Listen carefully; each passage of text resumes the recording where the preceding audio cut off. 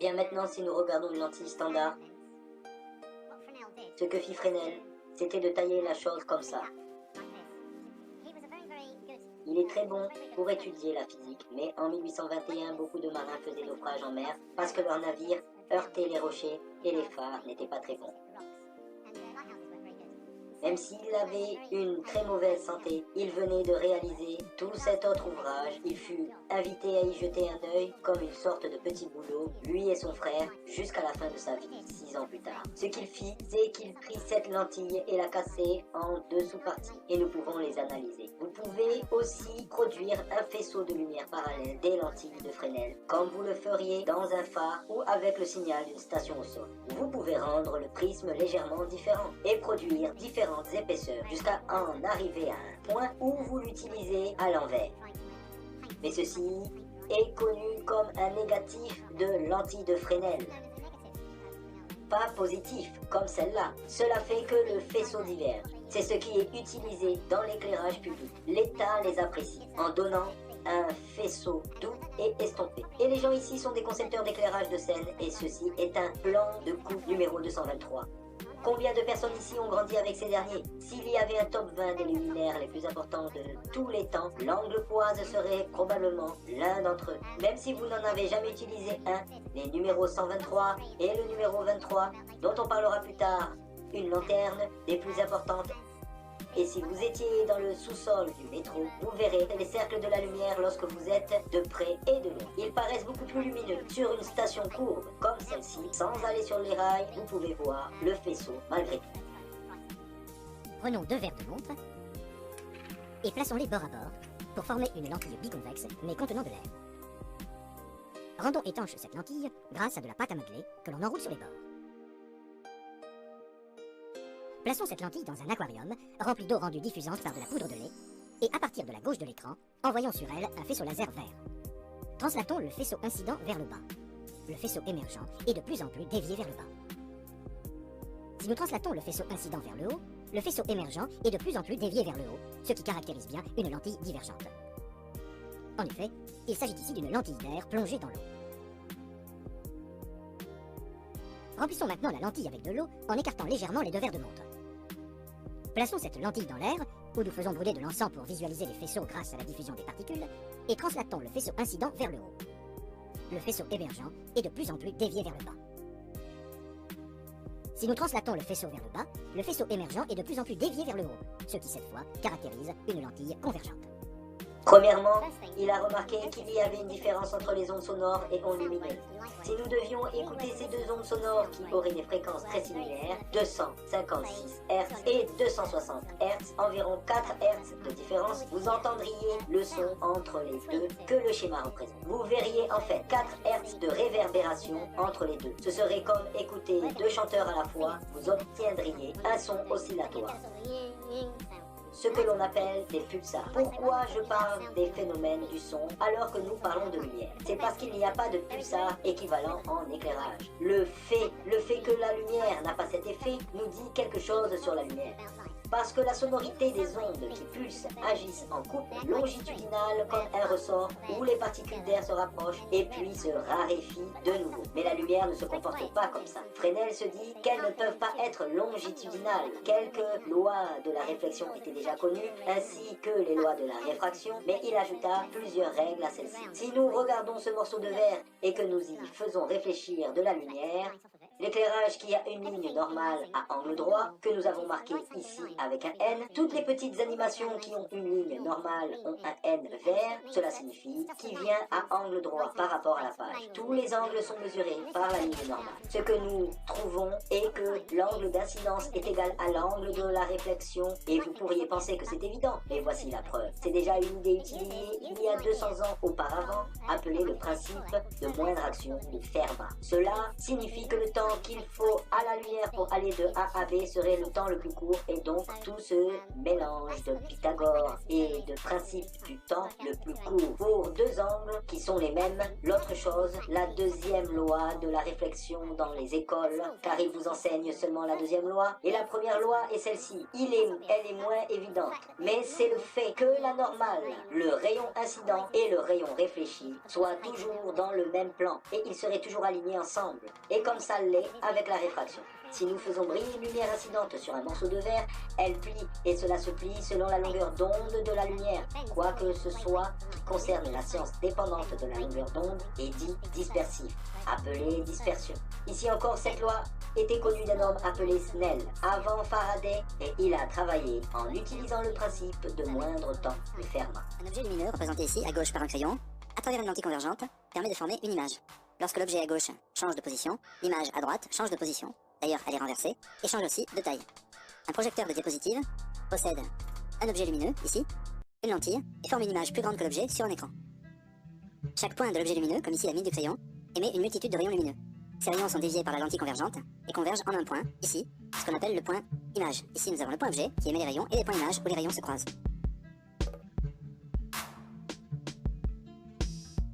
Considérons le centre de la gomme du crayon, c'est un point objet. Et bien, à ce point objet correspond un autre point image que nous voyons ici. La question que nous pouvons nous poser maintenant, c'est comment à partir de l'emplacement de l'objet, prévoir l'emplacement de l'image. Ici, le point objet A, une lentille convergente avec son foyer objet F et son foyer image F'. Nous traçons un rayon lumineux particulier partant de A et parallèle à l'axe optique. Nous savons que ce rayon va être dévié par la lentille et passer par le foyer image F'.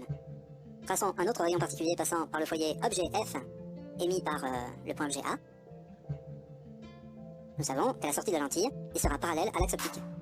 Ces deux rayons se croisent ici. Nous pouvons tracer un troisième rayon partant de A et passant cette fois par le centre optique de la lentille. Nous savons qu'il ne sera pas dévié. Les trois rayons se croisent ici, en un point que nous pouvons appeler A' et qui est en fait le point image associé au point objet A. Recommençons maintenant la construction géométrique en plaçant A plus proche de la lentille. Nous observons que le point A' se trouve alors plus loin de la lentille et plus éloigné de l'axe optique, donc l'image sera plus grande que précédemment et plus éloignée. Cette méthode de construction est appelée la méthode des trois rayons. Elle permet de prévoir l'emplacement d'une image à partir de l'objet. Ici, nous retrouvons ces trois rayons, celui qui passe par F, celui qui passe par F' et celui qui passe par le centre optique. Comme précédemment, nous observons que lorsque nous approchons l'objet de la lentille, l'image s'éloigne et s'agrandit. Si l'objet recule, l'image sera plus petite que l'original. Nous pouvons reproduire la méthode des trois rayons sur du papier à l'aide d'un crayon et d'une règle. Ce n'est pas aussi facile qu'il y paraît. En effet, il est nécessaire d'être très précis, de tracer des traits fins et de vérifier le parallélisme, par exemple ici du rayon, partant du point objet B et étant parallèle à l'axe optique. Ce n'est qu'en étant très précis que nous parvenons à obtenir trois rayons qui se croisent effectivement au même point. Ici, encore une fois, nous déterminons, par cette méthode dite des trois rayons, la position du point image B'. Et nous allons recommencer, maintenant, avec un point B qui est plus proche de la lentille, et nous allons vérifier si, en effet, comme nous l'avons vu tout à l'heure, le point B' se trouve bien plus loin de la lentille et plus loin de l'axe optique, ce qui veut dire que l'image est plus éloignée que précédemment, et surtout d'une taille plus grande. Cela semble être le cas, la méthode fonctionne. Entraînez-vous bien à procéder à cette construction géométrique appelée la méthode des trois rayons. À peu près au même moment, ou juste avant Fresnel, était un homme appelé Lambert, et il travaillait à la formule. Mais si vous avez quelque chose qui est diffusé comme ça, une feuille de papier, la zone que vous voyez diminue par le cosinus de l'angle. Vous commencez à regarder sous différents angles, mais l'intensité de la lumière qui vous atteint à cet angle frappe avec le même taux de luminosité. Autant qu'avec l'angle de la normale, partout où vous regardez, il y aura toujours la même luminosité, et cela s'appelle une surface lambertienne, une surface diffuse. Et la Lune est très similaire à ça. La Lune est un peu comme une surface lambertienne parfaite. Donc, où que vous regardiez, elle a la même luminosité. C'est que l'angle solide que le cercle crée est le même sous tous les angles, où que vous déplaciez votre œil. Ainsi, l'angle sous-tendu est le même, et la lumière se comporte ainsi selon Lambert. Nous utilisons un faisceau laser moderne qui, braqué ici du fond du couloir, qui fait briller un faisceau de la lumière à travers la pièce. Sur cet écran, la caméra montre un point rouge. Eh bien, ce n'est pas tout à fait un point. S'il voyageait juste à travers l'air, ce serait un cercle parfait d'environ la hauteur de la goutte que vous pouvez voir sur l'écran. Mais nous passons ce faisceau circulaire à travers une fente verticale.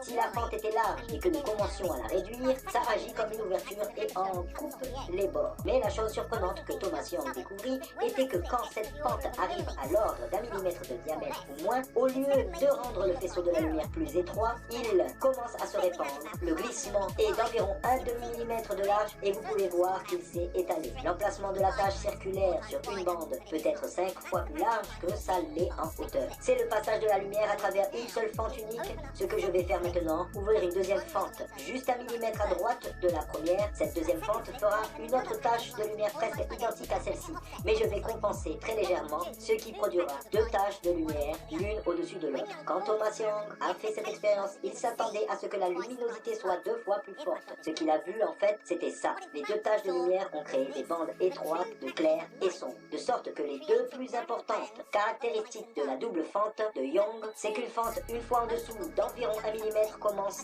à étendre un faisceau sur un champ plus étroit. 2 fentes étroitement placées produisent de la lumière et de l'obscurité. Lorsque les 2 jeux de lumière ensemble s'éclairent, l'un au-dessus de l'autre, ce qui fut un résultat remarquable. Alors là, on voit sous cloche donc un vide partiel, hein. On a retiré l'air, mais il y a toujours le champ magnétique terrestre. Puis il y a 2 aimants posés l'un sur l'autre.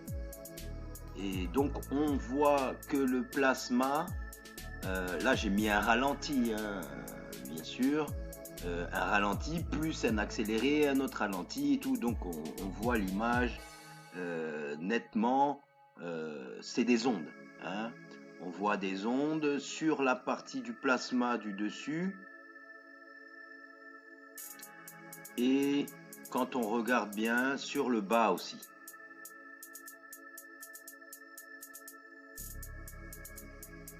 Lumière plus lumière peuvent produire du sombre. C'est ce que Young, à sa suite Fresnel, s'efforcèrent d'expliquer. Je dirais que la séparation de ces étroites bandes dépendent des longueurs d'onde de la lumière. Cela dépend aussi du jeu d'ensemble et dans quelle mesure ces 2 fentes sont distantes. Mais pour notre expérience, on montre les 2 principales caractéristiques.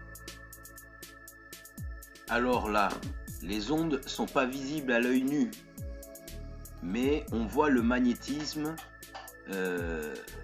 Et donc, ce sont des ondes sonores, hein, donc c'est un spectre où on voit aussi nettement les ondes de lumière avec le filtre.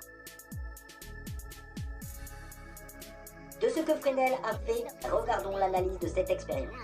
Vous avez des lumières qui traversent une fente d'abord, et bien que Fresnel étant malade, il a fait beaucoup de travail sur une seule fente en premier, ce qu'on appelle diffraction. Cela signifie qu'il se propage, et ce que Young avait fait, c'est qu'il a tout de suite entamé l'expérience avec les 2 fentes directement. C'était l'interférence du motif entre 2 motifs de diffraction, chacun sortant d'une fente. Si nous regardions l'amplitude de la luminosité de ces points rouges, qui sont très brillants au milieu, faisant progressivement apparaître lumière et obscurité, mais qui s'atténuent. Puis si vous avez 2 fentes, vous verrez que vous obtiendrez en leur sein une deuxième série de haut en bas, et c'est l'effet de la deuxième fente.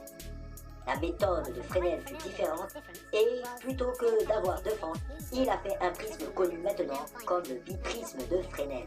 J'en ai un ici, et si vous le regardez rapidement, ça ressemble à un morceau de verre plat. Mais en fait, au milieu, environ 2 mm du bord, il y a en fait l'effet de 2 prismes très étroits, appelés le biprisme. C'est ce à quoi il ressemble. Dans cette animation, nous allons exagérer ce à quoi il ressemble. C'était trop grand, puis il l'a fait beaucoup plus petit, et comme les rayons de lumière le traversent, quand bien même il n'y aurait qu'une seule source de lumière S, 2 sources lumineuses virtuelles, S1 et S2. Si vous regardiez à travers, c'est la combinaison entre vos yeux et le cerveau qui vous fait imaginer que sans les 2, si vous mettiez un écran, il n'y aurait rien là. C'est ce qu'on appelle une source de lumière virtuelle.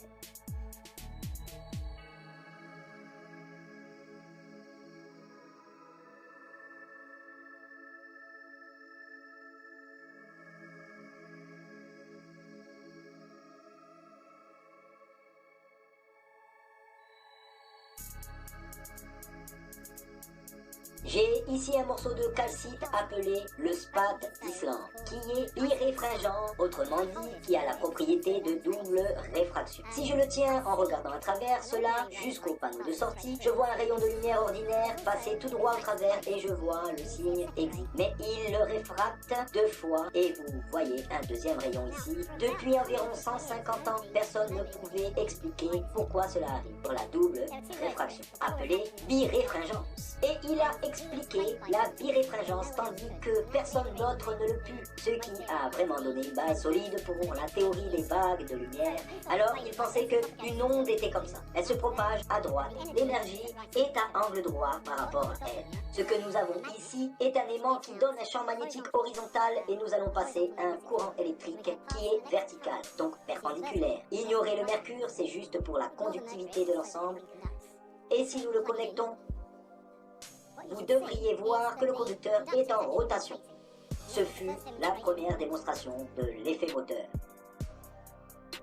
Vous verrez que l'onde que nous avions, l'onde transversale, peut effectivement être ajoutée maintenant au magnétisme. Cette onde va maintenant devenir une onde électromagnétique et vous verrez que l'onde magnétique est à angle droit à l'onde électrique. Toujours à angle droit les uns par rapport aux autres. Mais comme il se propage, la paire qu'il constitue peut tourner. Et s'il tourne, cela est dit non polarisé. Mais si vous laissez passer certains angles à travers, on dit qu'il est polarisé. Et c'est une autre chose dont Fresnel mit en œuvre. J'ai remarqué comment la lumière se reflétait sur les bâtiments de façon éparse avec la lumière du ciel, dont nous allons parler dans une minute et expérimenter. Mais la lumière directe frappe toujours les bâtiments. Ce que nous voyons est une lumière descendante, frappant ce pan de mur en verre sur la gauche. Ça va se refléter vers nous en utilisant les équations dont nous avons parlé plus tôt. Et un ami de Fresnel appelé Étienne Louis Malus remarqua cet effet au Palais du Luxembourg et quand il a tenu un certain modèle de verre devant lui, il a constaté que le reflet avait disparu. Alors il a découvert que la lumière est polarisée sur la réflexion et la polarisation. Exactement la même chose que ce que Lambert avait trouvé sur la répartition diffuse. Ce nombre pi revient beaucoup dans l'étude de la lumière. À nouveau, avec ce bâtiment, ici la lumière va entrer par la fenêtre et y être réfléchie par la même occasion. Mais tous les bâtiments ne sont pas comme ça. Si nous regardons la cour royale de justice et laissons la lumière entrer, nous constaterons que ça se reflète dans toutes les directions. C'est ce qu'est la réflexion diffuse. Si nous regardons maintenant une route où il a plu auparavant mais qui commence à sécher, vous obtenez un mélange de réflexion d'effet miroir et diffuse sans discontinu tout le temps. Si nous étudions cela, parfois, si vous regardez à nouveau le monde, vous voyez des choses que vous n'aviez peut-être pas vues avant. Nous avons de la lumière qui sort de cette flaque d'eau-là parce qu'elle se reflète vers nous de ce pilier blanc, mais la fiche jaune derrière, les lumières ne peuvent pas s'y réverbérer, et bien parce que c'est diffus. Ça va refléter dans toutes les directions. Mais ce n'est pas la fin de l'histoire parce qu'une partie de cette réflexion diffuse sera également supprimée de la flaque d'eau et redevient effet miroir. Donc il y a cette interaction entre ces deux principes qui ont lieu tout le temps. Maintenant, si nous regardons cette flaque d'eau sur la route pendant que les voitures y passent, vous verrez certaines de ces voitures durant le séchage sur la bande mouillée, mais vous ne verrez rien sur la bande sèche, parce que la lumière sera dispersée différemment. Et cela s'illustre lorsqu'éventuellement, vous voyez les phares de circulation ainsi que les feux stop à l'arrière d'un véhicule dépassant la flaque. Vous y verrez une partie clairement et n'y verrez pas une autre. Cela démontre que la nature angulaire de la lumière est très importante et en effet, la plupart des programmes et des logiciels de simulation ont des paramètres appelés Full Fresnel. Ils donnent une description précise du monde de ce qu'il est réellement. Ce que j'ai ici est un simple aquarium vide avec juste de l'air. Nous projetons un faisceau de lumière sur la face avant du réservoir. Vous pouvez voir parfaitement dans le thème de la lumière ici. Ce carré est ici un reflet de la face avant du réservoir. Et puis il y a un miroir à la face arrière qui donne le rectangle plus lumineux de gauche. Je peux obtenir des ombres dans chacun d'eux. Mais le rectangle lumineux provient d'un miroir au fond. Le carré plus pâle provient de la vitre à l'avant. Ce que nous pouvons faire, c'est remplir le réservoir d'un aérosol, mais je vais simplement utiliser une paille de papier. Si je souffle à travers la paille, je peux remplir le réservoir de fumée. Les granules de fumée sont très fins et dispersent la lumière. Si vous êtes assis sur le côté du réservoir, vous commencerez en effet à voir la lumière qui passe à travers le réservoir. Si vous regardez en arrière-plan de l'écran, vous pouvez voir que le petit rectangle est devenu beaucoup plus nuancé. Parce que la majorité de la lumière est maintenant éparpillée sur les côtés, vers le haut et le bas. Mais non seulement il paraît plus dégradé, mais il est nettement plus rouge maintenant. Avons-nous utilisé de la fumée rouge? Ce qui ne serait pas surprenant. Mais pour ceux d'entre vous à assis sur le côté du réservoir, vous verrez que la lumière qui sort est bleue. Cela montre très bien que la lumière qui se diffuse sur le côté est bleue, est très légèrement dispersée d'une lumière rouge, d'où la raison d'un coucher de soleil rouge. La raison de la lune virant à la couleur sang, qui est une description biblique d'une éclipse totale, parce que la lumière ne se disperse que très légèrement autour de l'extérieur de la Terre. À travers l'atmosphère, la lumière rouge frappe ensuite la lune et la fait virer au rouge. J'ai ici un œuf commun, oui, et l'une des raisons est que je vais vous montrer quelque chose en rapport avec la réflexion. Ça a l'air prêt, nous allons juste mettre une lumière de ce côté, et quand on prend l'œuf pour la première fois hors de l'eau, il est très chaud, et parce qu'il est mouillé, le reflet est spéculaire. Mais il se dessèche vraiment très vite, car la zone de surface est grande. Et ce que vous observez devient diffus très rapidement. Vous voyez le processus des deux principes de réflexion très rapidement. Nous avons une teinte matifiante et vous pouvez voir l'éclairage de la lumière dessus. Elle sera toujours là en y plaçant un miroir teinté ici. Cela l'atténue et c'est très brillant là-haut, où ça ne l'était pas avant. Sûrement les gens de l'audience sont en mesure de voir la réflexion.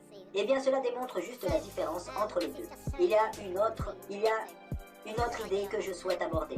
Une torche. Une torche est appelée flashlight en Amérique. Et il y a deux sens à ce mot, flash et éclairage. Un de ces sens est le fait d'éteindre et d'allumer plusieurs fois à la suite, et l'autre sens est de faire un balayage avec sans l'éteindre. Et c'est aussi appelé flashing. Si nous appliquons ceci à l'éclairage public, ici, quand ça éclaire la route, cela éclaire juste une bande devant vous, qui a une forme de T. Et la plupart des gens assis dans une voiture à environ 1,20 m du sol voient seulement une bande de 60 mètres plus loin sur la route. Le principe de l'éclairage est d'éclairer la route par le dessus des voitures, mais la route est supposée être illuminée, et on n'y contre-distingue que la silhouette de tout le reste. Lorsque nous regardions cet élément plus tôt, c'était pendant le jour. Ceci est pendant la nuit, quand l'éclairage public est en utilisation. S'il pleut, les réflexions hors de la chaussée, au devant, paraissent plus sombres. La lumière se reflète différemment. Plus loin, là où la route est sèche, cela a l'air plus diffus. Le pire endroit pour traverser la chaussée, parce que les conducteurs regarderont le passage et ne verront probablement pas la personne du tout. Harry Worth faisait un show dans les années 50 et ça commence avec lui en train de faire le pitre. Et c'est du Fresnel tout craché. Parce que ce que Fresnel disait, c'est que la réflexion que l'on obtient lorsque l'on est à très faible incidence est qu'à quasiment 80 degrés de la ligne normale, donc très haut, tandis que l'on se met au plus près de la face d'un morceau de verre, ça se met à piquer vers le bas, jusqu'à environ 4% pour différents indices de réfraction, selon les différents types de verres. On obtient différentes réflexions. Mais on verra qu'avec tous, que quand on est à l'angle droit de la réflexion, c'est peu, mais tout de même présent. Si on a 4% de lumière du jour, c'est quand même élevé, mais c'est beaucoup moins que ça le serait si on regardait Harry Worth d'un angle plus ample. On le verra quelque peu brillant. Si on bouge alors la caméra en face, la réflexion s'y jette instantanément. Mais en effet, on se verra nous-mêmes prendre la photo. Bien évidemment, sa jambe ne se décollait pas vraiment du sol. C'est une représentation graphique des équations de réflexion de phrénologie de Fresnel.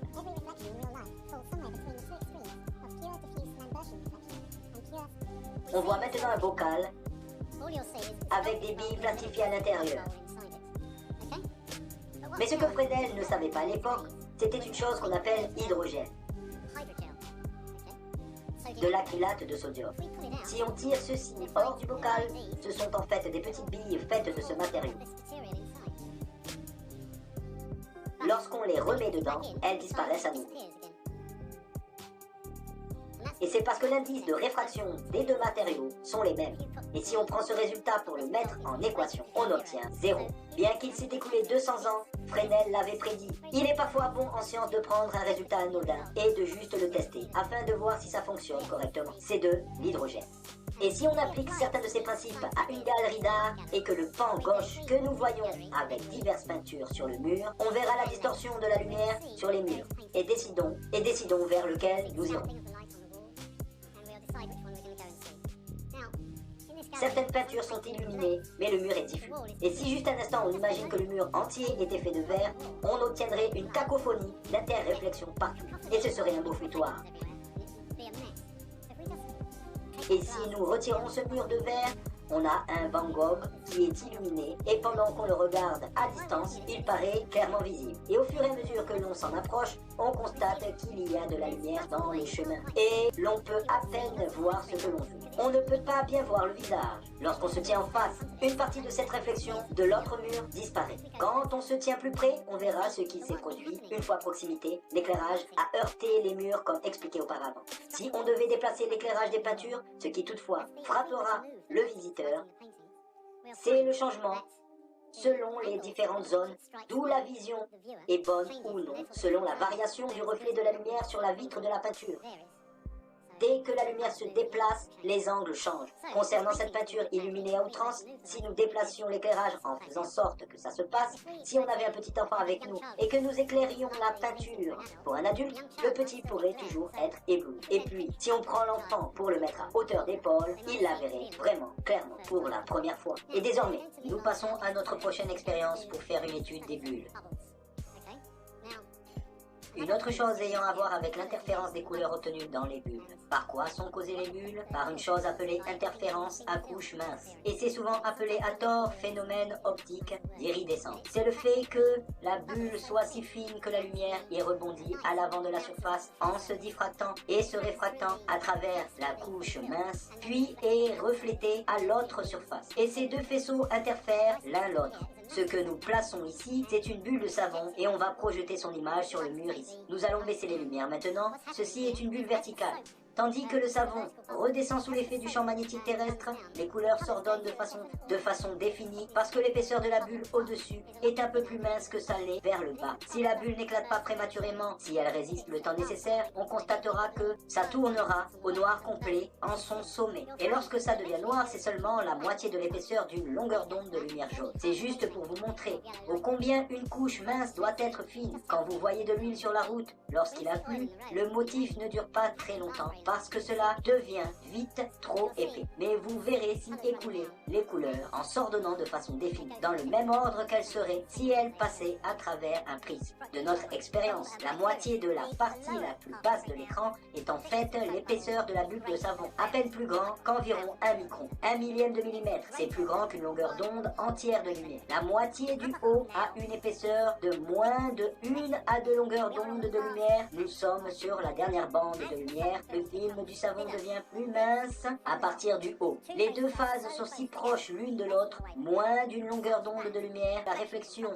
du devant et de derrière interfèrent l'une avec l'autre. Cela prend un laps de temps. Vous pouvez commencer à voir une pénombre se former dans la moitié du sommet. Tout ça parce que ça devient inférieur à la longueur d'onde de la lumière. L'interférence est destructrice. Ceci est connu en tant que membrane noire nappée de lipides. Si mince, juste l'épaisseur des molécules de savon. Prenez seulement son épaisseur, un peu de cette lumière se reflète vers le haut, le reste s'y réfracte. Et cela interfère néfastement avec l'autre. Quand c'est la moitié d'une longueur d'onde de lumière, on obtient une annihilation totale du faisceau. L'un des points clés à propos de cette expérience, c'est que nous ne savons pas par quelle fente la lumière est passée. Un des arguments des plus importants de la mécanique quantique, c'est que si on connaît la fente par laquelle elle est allée, l'expérience va faire en sorte de ne plus faire apparaître les franges. Refaisons l'expérience de la double fente de Thomasian. Si nous regardons ce que j'en fais, j'ai placé 2 bouts de Polaroid, un en face de la fente côté main droite.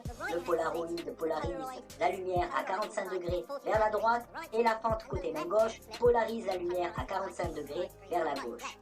On ne sait pas par quelle fente ça passe, mais les deux faisceaux échouent à produire un motif de diffraction. Si je place maintenant un morceau de Polaroid pour voir si je peux le polariser verticalement droit, nous ne savons toujours pas par quelle fente elle passe. Et nous voyons les caractéristiques des motifs de diffraction.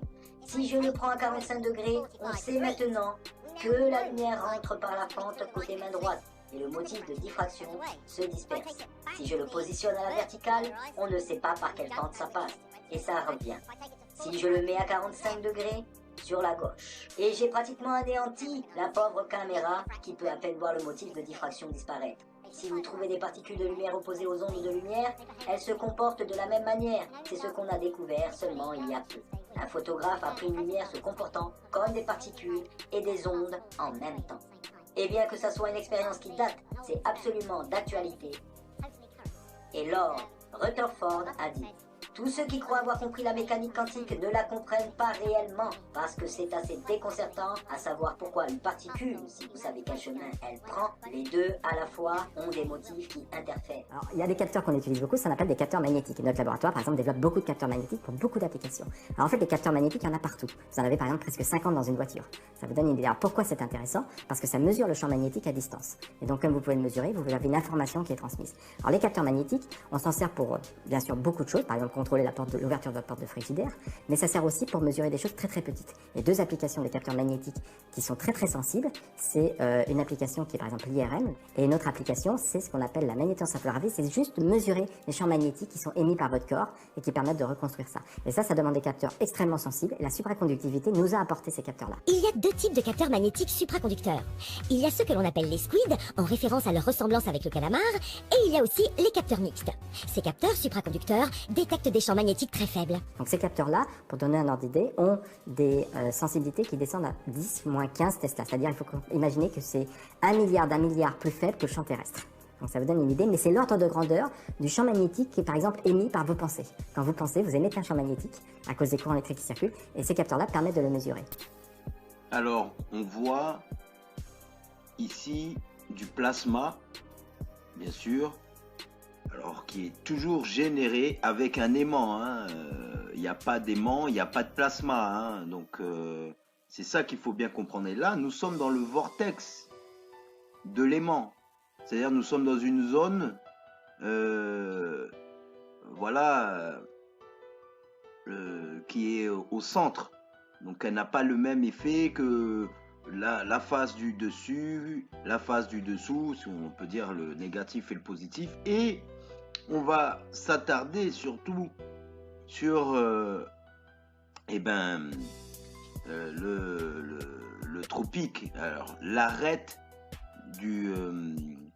de l'aimant qui est entre l'équateur. Là, on est en train de voir donc sous cloche de vide partiel. Donc, comme je disais, on voit toujours la lumière qui passe à travers. Donc, c'est sûrement pas le vide absolu. Donc, on voit, pour schématiser, la biplate.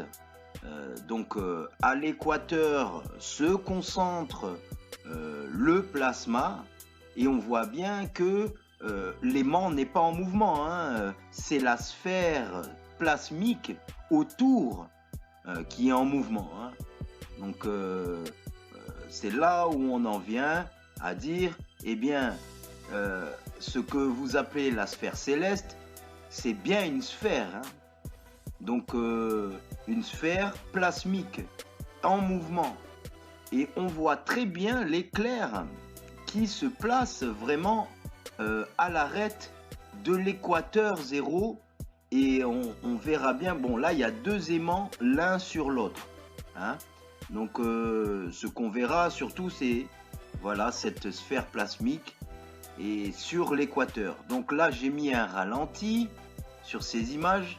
Donc l'aimant en question, il est très réfléchissant. On dirait une surface presque comme de l'aluminium, ça fait presque comme un miroir. Donc on aura l'impression que le jet plasmique touche le milieu, le centre, avec le reflet du jet plasmique. Mais non, pas du tout. Il y aura un gros plan, il faut bien faire attention. Là, le jet plasmique est attiré uniquement par le côté de l'arête du tropique nord, si on le plaçait comme la biplate.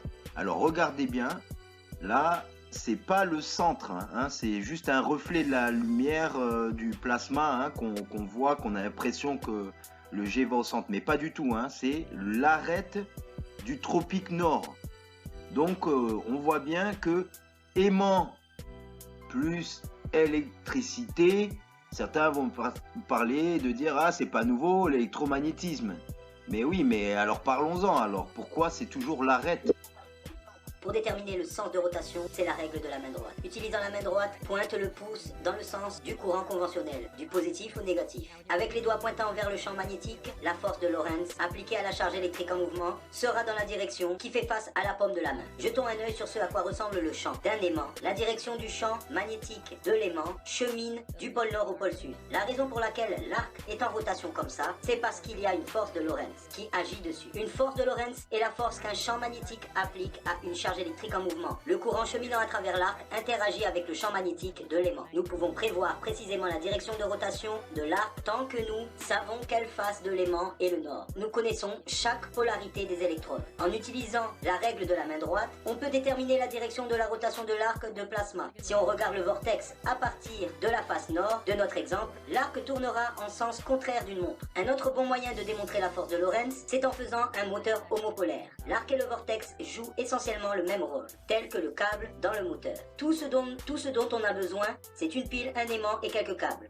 On peut aussi déterminer la direction de la rotation avec la règle de la main droite, juste comme on l'a fait avec l'inversement du vortex par rapport au sens de rotation. Alors, pour passer du plus au moins, il faut passer par le point zéro pour annuler la charge et qu'elle se repolarise, c'est-à-dire l'équateur zéro, sur un aimant.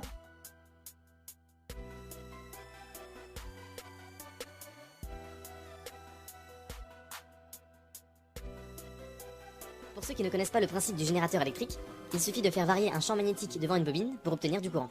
En déplaçant un aimant devant une bobine, on produit de l'électricité. Top. Hop là. Voilà ici le foyer, qui fait 18 cm de diamètre, donc on passe d'une surface de 10 mètres de haut, 12 mètres de large, à une tâche focale qui fait 18 cm de diamètre. On concentre ici 10 000 fois les rayons du soleil, ce qui nous permet d'obtenir des températures de l'ordre de 3000 à 3500 degrés. 3000 à 3500 degrés, on a du mal à imaginer, mais c'est 3 fois plus chaud qu'un lapin volcan. Et en quelques secondes, la planche n'existe pratiquement plus. 3000 à 3500 degrés, rien ne résiste. Voilà ici, en petit, le four solaire de Mont-Louis. On retrouve ici l'héliostat, le miroir orientable, c'est la même chose que le grand. L'héliostat va s'incliner en fonction de la hauteur du soleil dans le ciel et s'orienter automatiquement d'est en ouest. L'héliostat permet de renvoyer les rayons du soleil sur le concentrateur, qui lui est fixe. Le concentrateur tourne le dos au soleil. Et là, j'ai orienté mon héliostat pour envoyer les rayons du soleil sur le concentrateur. Ici, on ne voit rien, mais il ne faut pas laisser traîner les doigts parce qu'ici, on a déjà 2500 degrés. Voilà, là, avec la fumée, on voit bien les rayons qui se croisent au foyer. Là, c'est très beau, magnifique. Alors là, bien sûr, j'ai mis un ralenti, plus un accéléré, un autre ralenti. Donc, c'était juste pour faire apparaître, vous voyez le morceau de bois? Le morceau de bois se plie, se courbe, mais c'est avec le mouvement, ça crée une illusion d'optique. Le bois ne se courbe pas vraiment. La personne qui tient le bois, si vous le mettez à vitesse réelle ou en accéléré, vous ne voyez pas ce morceau de bois se plier et onduler comme un bout de caoutchouc. Et surtout qu'on voit à cet endroit-là, eh bien, le renversement de la lumière, hein, vous voyez, hein, d'un miroir à l'autre, c'est complètement... ça se concentre en un point, les rayons courbent totalement. Hein. On va le voir par la suite, là, avec une démonstration sur les mirages. C'est exactement 6 mètres en avant, dans l'axe du concentrateur parabolique. Et voilà, la scie est cool, comme de l'eau. Voilà, ça va bientôt percer. Attention. Stop, c'est percé. Voilà, c'est extrêmement rapide. Quelques secondes pour fondre une plaque d'acier d'1 centimètre d'épaisseur. Et donc l'énergie est gratuite, totalement non polluante, inépuisable. Dans 200 ans, on n'aura plus de pétrole, mais on aura toujours du soleil. Augustin Fresnel est un ingénieur et un physicien. Mais sur son temps libre, il se consacre à un tout autre sujet qui l'occupera toute sa vie, l'optique. Son premier fait d'armes, il le commet en attaquant frontalement les théories de Newton sur la lumière. Et contredire l'homme qui a découvert la loi de la gravitation, ce n'est pas rien. Pour Fresnel, et contrairement à l'avis de Newton, la lumière n'est pas faite de particules. La lumière est une onde. Le débat est complexe, mais il est essentiel. Et la preuve peut être faite très simplement. Si la lumière est une particule, alors l'ombre d'un disque sera un disque, tout ce qu'il y a de plus simple. Alors que si la lumière est une onde, le disque va perturber son passage et une tache de lumière va apparaître au milieu du disque. C'est contre-intuitif, oui, mais voilà, c'est vrai. il y a de la lumière en plein milieu de l'ombre, un minuscule éclat, mais la preuve tout de même que la lumière est plus compliquée qu'on l'imaginait jusque-là. Pour obtenir une puissance maximale, comment être sûr que l'on vise parfaitement le soleil avec la lentille? Il suffit simplement de regarder l'ombre de la lentille. L'orientation est idéale quand l'ombre de la lentille est rectangulaire, et l'inclinaison est idéale quand l'ombre dépasse le plus loin possible. Petit problème, le foyer est tellement lumineux que le capteur est saturé. Pour pouvoir filmer le creuset, on a fabriqué un diaphragme permettant de diviser par 15 la luminosité qui entre dans l'objectif. On active en plus un mode forte luminosité. On s'équipe d'un masque et on commence avec une plaque de plomb provenant d'une batterie.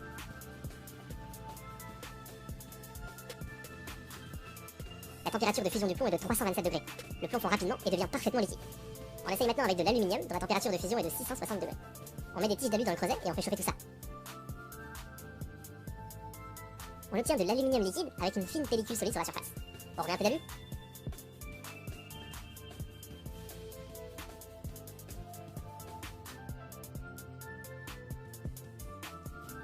Maintenant qu'il y en a plus, on commence à avoir du mal à tout liquéfier. Comme on a un mélange liquide-solide, la température doit être proche de la température de fusion de l'aluminium. C'est bien ce qu'on mesure avec un thermomètre à thermocouple. On va maintenant essayer de faire fondre du cuivre qui a une température de fusion de 1084 degrés. Notre creuset est trop réfléchissant pour atteindre cette température, on va donc utiliser comme support un morceau de carrelage noir très absorbant. Le résultat est assez impressionnant, avec le carrelage qui chauffe très vite. Le carrelage nous permet de mieux visualiser le foyer de la lentille, qui a un diamètre de 1,5 cm. Pour limiter la luminosité, on utilise toujours un diaphragme, sinon voici ce qu'on verrait. Et si vous regardiez avec vos yeux, ce qui est une très mauvaise idée, vous verriez à peu près ça. Maintenant que le carrelage est bien chaud, on peut essayer d'ajouter du cuivre. Le transfert de chaleur vers le cuivre est optimisé car le carrelage est liquide. Le morceau qu'on chauffe est également court pour éviter qu'il absorbe trop de chaleur par conduction. Ça y est, le cuivre fond, on dépasse les 1080 degrés. On va monter encore plus haut en température et faire fondre un petit fil d'acier dont la température de fusion est d'environ 1500 degrés. On utilise un fin fil d'acier et on le place en plein milieu du foyer. Une fois qu'il est bien mis, on le lâche pour ne pas que la pince absorbe sa chaleur. L'acier commence à fondre, on atteint les 1500 degrés. Pour faire fondre de l'acier, on peut aussi directement chauffer une plaque très fine comme une boîte de conserve. En quelques secondes, l'acier devient jaune de chaleur, puis il fond localement et se perce. Pour comprendre le fonctionnement d'une lentille Fresnel, il faut d'abord voir comment fonctionne une lentille en verre classique. Il existe des lentilles convergentes, comme la nôtre, où les rayons parallèles se rapprochent les uns des autres, et des lentilles divergentes, où les rayons s'écartent. Contrairement à ce qu'on pourrait croire, une lentille ne court pas progressivement la lumière. Le virage a lieu d'un seul coup au niveau de chaque interface. La lumière change de direction toute seule, suivant les lois de Snell-Descartes. Ce phénomène s'appelle la réfraction. En clair, la lumière est une flémarde qui prend toujours le chemin le plus rapide. Imaginez une ampoule qui éclaire dans toutes les directions et un capteur situé derrière une vitre épaisse. Sachant que la lumière se déplace 30% moins vite dans le verre que dans l'air, quel est le rayon qui atteint un capteur en premier? Eh bien, ce n'est pas celui qui prend la ligne droite, car il perd du temps à traverser le verre, ni celui qui traverse le moins de verre possible. Le rayon le plus rapide prend un chemin intermédiaire, et là, comme par magie, on retrouve les lois de Snell-Descartes. Pour que des rayons parallèles qui passent dans une lentille se rencontrent tous au même endroit, celle-ci doit avoir une forme bien précise et très complexe. Souvent, les lentilles ont tout simplement une forme sphérique, ce qui est plus facile à fabriquer. Cette forme n'est donc pas idéale, surtout sur les bords, et crée de la distorsion. Pour y remédier, on peut utiliser plusieurs lentilles dont certaines ne sont pas complètement sphériques. C'est le cas dans les objectifs d'appareils photo. En réalité, même si l'on savait fabriquer une lentille absolument parfaite et qu'on l'éclairait avec un rayon de lumière blanche parfaitement parallèle, tous les rayons ne convergeraient pas au même endroit. Comment c'est possible? Eh bien, l'angle de réfraction dépend légèrement de la longueur d'onde, et la lumière bleue, par exemple, est davantage déviée que la lumière rouge. La lumière d'origine est donc légèrement décomposée au niveau du foyer, ce qui donne les couleurs d'un arc-en-ciel. Maintenant, si la lumière blanche provient du soleil, un autre problème se pose. Le soleil n'est pas un point dans le ciel. Les rayons du soleil qui arrivent sur la lentille ne sont donc pas complètement parallèles et ne convergent donc pas exactement au même endroit. Le foyer de notre lentille ne pourrait donc en aucun cas mesurer moins de 5,7 mm de diamètre. Maintenant qu'on sait comment fonctionne une lentille classique, voyons comment fabriquer une lentille Fresnel. Premièrement, on enlève la matière qui ne sert pas à dévier la lumière. Deuxièmement, on rapproche ce qu'il reste et c'est terminé. Pas mal, non? A votre avis, utiliser une lentille dans un sens ou dans l'autre, ça revient au même? Avec notre lentille, on a remarqué que la puissance reçue au foyer est plus importante quand la face avec rainure est exposée au soleil. Quand les rayons passent d'abord par la face sphérique d'une lentille, ils sont déviés une première fois en entrant, puis une seconde fois en sortant. Le sens change donc quelque chose. La forme de notre lentille Fresnel a été étudiée pour que les rayons passent d'abord par la face avec rainure et subissent ainsi deux petites déviations. Si on la retourne, les rayons ne convergent plus aussi bien. Donc les mirages sont des phénomènes bien connus. Par exemple, si tu vas en vacances l'été, tu es dans ta voiture et tu vois, parfois tu as l'impression qu'il y a de l'eau sur la route goudronnée au loin. En réalité, tu vois un reflet du ciel bleu. Parce que les rayons sont courbés. Parce que les rayons sont courbés. Parce que les rayons sont courbés. À cause du fait que les couches d'air au voisinage immédiat du sol, au voisinage du goudron, sont à une température plus élevée. Et donc, c'est ce qu'on va expliquer. Il y a différents types de mirages. Mais sache qu'un mirage, tu en as déjà vu un. Et d'ailleurs, on peut le photographier. Donc, ces mirages ont lieu quand La lumière ne se propage pas en ligne droite. quand elle est courbée. La lumière ne se propage pas en ligne droite. Quand elle est courbée. Quand elle est courbée, à cause des différences de température qui engendrent des différences d'indices optiques. Donc là, j'ai dessiné rudimentairement un palmier Avec de l'eau, c'est une oasis, on est dans le désert. Donc là, c'est un mirage analogue à la route goudronnée, on va voir ça. Donc dans le désert, voilà, il y a quelqu'un qui se balade, j'ai juste représenté un œil. Et donc cet œil, À cause de la courbure des rayons lumineux, à cause de la courbure des rayons lumineux, dans ce sens-là, a l'impression finalement que, à cause de la direction des rayons qui lui parviennent, le cerveau va reconstituer une image dans la direction des rayons incidents. Donc finalement, cette personne s'imagine que cette oasis est proche, que ce palmier est proche, que cette étendue d'eau est proche, parce qu'il y a comme une réflexion à cause de la courbure des rayons lumineux. parce qu'il y a comme une réflexion à cause de la courbure des rayons lumineux, parce qu'il y a comme une réflexion.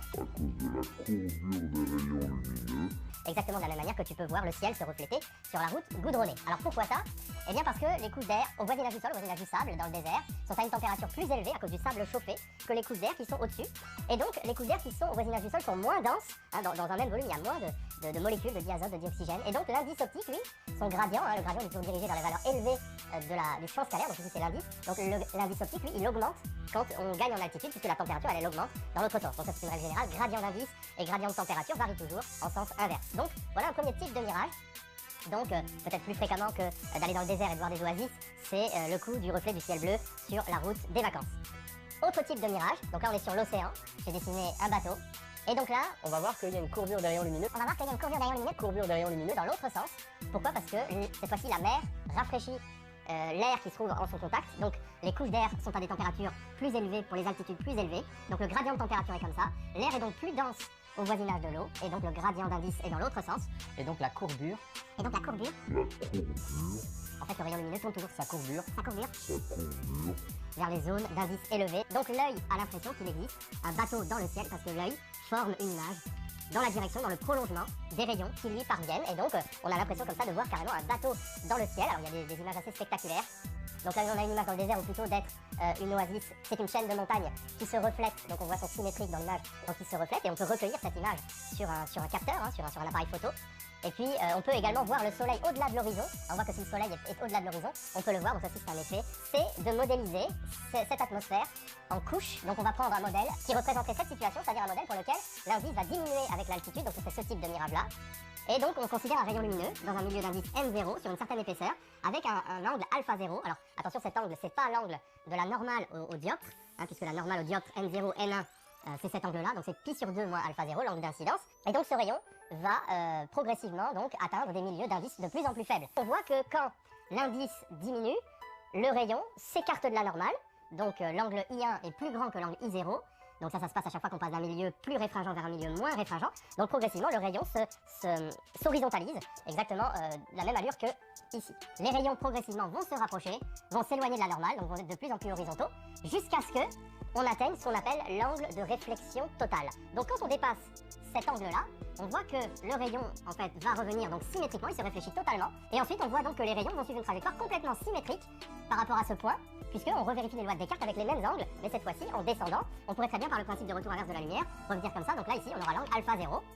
Donc ça c'est ce qu'on appelle un milieu stratifié, mais déjà rien que cette petite analyse nous permet déjà de comprendre la courbure des rayons lumineux. Courbure des rayons lumineux suivant que l'indice augmente avec Y ou suivant qu'il diminue. Donc là j'ai pris un indice qui diminuait avec Y, et donc on a bien vu On avait une courbure. qu'on avait une courbure dans ce sens-là. Évidemment, si on change le sens de variation de l'indice, on aura une courbure dans l'autre sens. Alors là, ça va être un petit peu délicat parce qu'il faut utiliser ce qu'on appelle l'abscisse curviligne. Donc si tu as fait un cours sur la corde vibrante, c'est peut-être déjà une notion que tu as rencontrée. Donc localement, quand on assimile une courbe à sa tangente, donc entre x et x plus dx, la courbe est assimilable à sa tangente.